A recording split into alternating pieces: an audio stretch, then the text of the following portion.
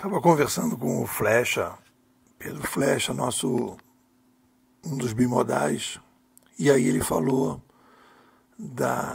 do conceito do Freud sobre ferida narcísica. E aí eu comecei a chamar isso de ferida narcísica civilizacional. O que é isso, né, pô? O Freud olhou para a história num artigo dele sobre história, ligando psicologia com história, e ele diz que o ser humano, a espécie como um todo, em alguns momentos viveu uma necessidade de sair de determinadas ilusões, deixar determinadas onipotências diante das descobertas de alguns gênios. Então, ele vai falar aqui de 3 momentos. Copérnico, que defendeu a ideia que não éramos o centro do universo. Darwin, que nos mostrou que éramos animais como qualquer outro, não éramos assim especiais, não éramos escolhidos por Deus e os outros não eram. E o próprio Freud, e aí ele estava tentando defender as ideias dele, que existia algo, um inconsciente, que provocava determinados problemas que a gente só ia entender, que a gente não tinha controle sobre determinadas maneiras que a gente atua, que é preciso se relacionar com determinados traumas e determinadas coisas. Isso também foi uma novidade. E aí, a partir daí, a gente vai perceber que a gente, de quando em vez, se relaciona com essa ferida narcísica, em que a gente tem que fazer um pouco o que os nossos queridos Braffman e Beckstrom, naquele livro Quem Está no Comando, estudando o AA, chegaram no mantra do AA, que é a oração da serenidade, que é mais ou menos o seguinte: é assim que o ser humano se coloca diante da história, e é isso que seria o saudável para lidar com essa ferida narcísica. Serenidade para o que não se pode mudar, coragem para o que se pode e sabedoria para perceber a diferença.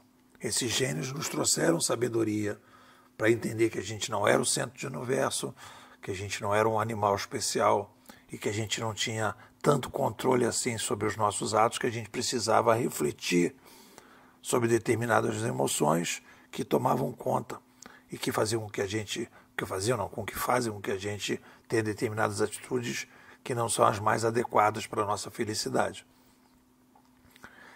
Precisávamos deixar determinadas ilusões infantis civilizacionais para trás. O que isso tem a ver com digital, né, pô? Tem muito a ver.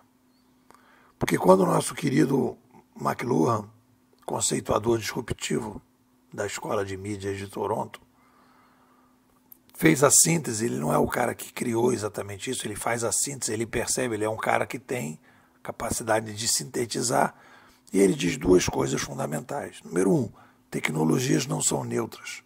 Número 2, as mídias mudam a sociedade quando elas chegam.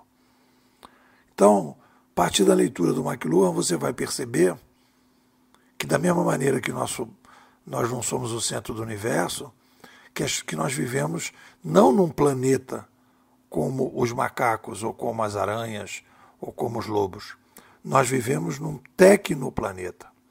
Dentro do planeta existe um tecnoplaneta. Esse tecnoplaneta, ele é um ambiente tecnológico progressivo. E a gente faz aquilo que é possível fazer a cada momento no nosso tecnoplaneta.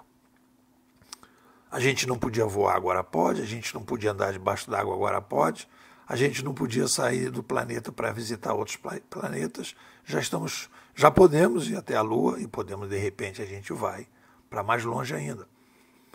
Então, o que a gente não podia fazer antes, o que a gente tinha, o que era impotente, o que nós éramos impotentes, a gente passa a ser potente. E aí a gente, então, no momento que você é potente, a espécie, então, pode fazer coisas que não podia antes. Então, a gente tem que pensar dessa maneira.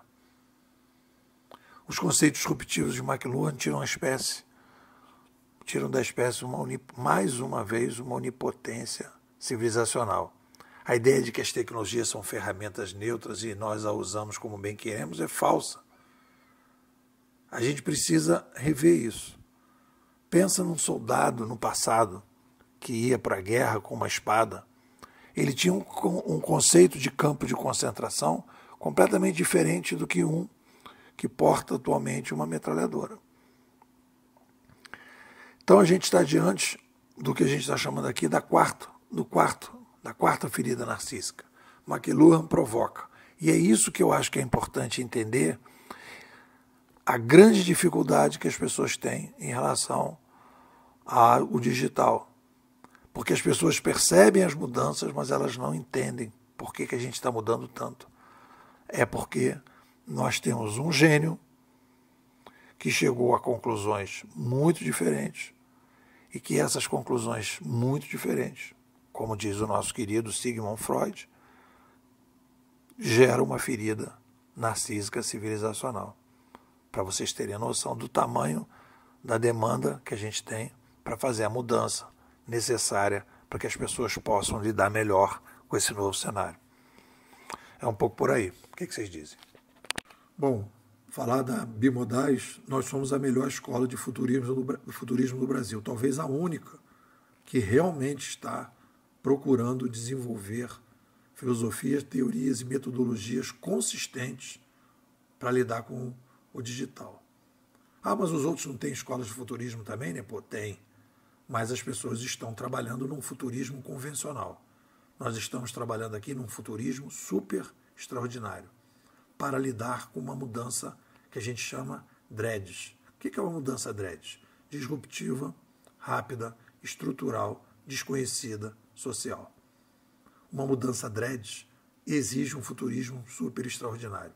E o futurismo super extraordinário exige uma imersão, um aprofundamento, um acompanhamento, um trabalho consistente para que as pessoas possam compreender todas as grandes mudanças de paradigmas, de valores e de hábitos que a nova civilização vai exigir.